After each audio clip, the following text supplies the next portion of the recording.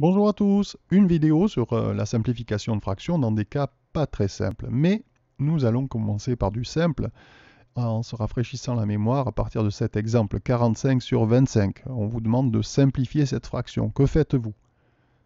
Eh bien, 45 et 25 sont dans une même table, la table de 5. Par conséquent, j'écris à la place 9 fois 5 sur 5 fois 5, ce qui me permet de simplifier par 5 et ce qui nous donne finalement la fraction 9 cinquièmes, qui est une fraction irréductible, c'est-à-dire qu'on ne peut pas la simplifier plus. Bien. Mais si je vous avais demandé plutôt de simplifier la fraction 2772 sur 3465, ni le numérateur ni le dénominateur sont dans des tables que vous connaissez. Par conséquent, si on n'a pas de méthode pour simplifier ce type de fraction, on ne risque pas d'y arriver. Eh bien, justement, le but de cette vidéo, c'est de vous expliquer une méthode qui va nous permettre quand même de simplifier cette fraction compliquée. Eh bien, je commence par m'intéresser au numérateur de la fraction, je trace un trait et je me pose la question, quel est le plus petit nombre, à part 1, qui puisse diviser 2772 à votre avis? Eh bien, c'est 2, vous connaissez vos critères de divisibilité, 2772 est un nombre pair, je divise par 2, on peut utiliser la machine, n'hésitez pas à le faire dans ce type d'activité, je divise par 2 et je trouve 1386. 1386, même question maintenant, quel est le plus petit nombre à part 1 qui puisse diviser ce nombre? Encore une fois, c'est 2, donc je divise par 2 et je trouve 693. Même question, quel est le plus petit nombre qui divise 693? Eh bien cette fois-ci c'est 3. Rappelez-vous le critère de divisibilité, vous faites la somme des chiffres, vous obtenez 18. 18 est dans la table de 3, donc le nombre lui-même est divisible par 3. Alors je divise par 3. Je trouve 231, à votre avis, eh bien ça va nous donner 3 bien sûr, et quand je divise 231 par 3, je vais trouver 77. Alors à partir de là, je n'ai plus besoin de machine, mais la question reste la même. Quel est le plus petit nombre à part 1 qui divise 77? Eh bien c'est 7 bien sûr. 7, et quand je divise 77 par 7, je trouve 11. Même question. Eh bien, vous ne trouverez pas autre chose qui divise 11 que 11. Eh bien, en résultat, quand vous divisez 11 par 11, vous obtenez 1. Et on terminera toujours ce type d'activité par le nombre 1 dans la colonne de gauche. Et là, on s'arrête, on a fini le travail. Et on va se concentrer maintenant sur les nombres de la colonne de droite.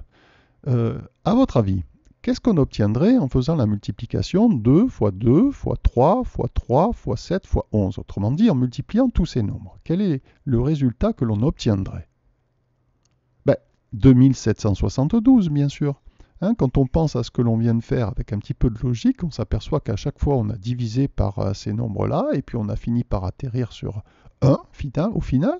Donc en multipliant tous ces nombres entre eux, on doit trouver 2772. Alors pour vous rassurer, je prends la machine et je fais le calcul. 2 fois 2 fois 3 fois 3 fois 7 fois 11, ce qui nous donne 2772. Alors regardez ce que je vais faire en haut au niveau de la fraction. Je vais simplement remplacer 2772 par ce grand produit 2 fois 2 fois 3 fois 3 fois 7 fois 11. Et maintenant, que vais-je faire, à votre avis? Je vais faire la même chose pour 3465. Je trace un trait et je me pose la question, quel est le plus petit nombre à part 1 qui divise 3465?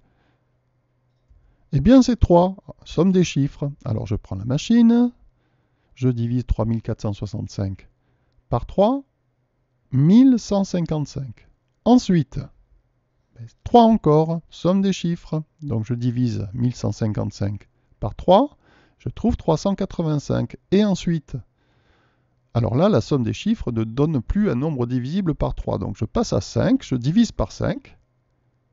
77, je n'ai plus besoin, comme tout à l'heure, de machine. Alors la coïncidence, j'arrive au même nombre, 77, que ce que j'avais trouvé pour le numérateur tout à l'heure. Donc il me suffit carrément de recopier. Donc 7, 11, 11, 1, et c'est terminé. Bon, vous comprenez maintenant, j'espère, que le produit de tous ces nombres, 3 fois 3 fois 5 fois 7 fois 11, va être égal à 3465. Par conséquent, je peux le recopier au dénominateur de cette fraction. Alors, Nous allons maintenant nous concentrer sur la partie haute de l'écran et nous demander ce que l'on peut faire pour simplifier cette fraction maintenant telle qu'elle est écrite. Eh bien, vous l'avez compris, j'espère, on va pouvoir simplifier, par exemple, par 3. Et puis encore une fois, par 3. Et puis cette fois-ci, par 7.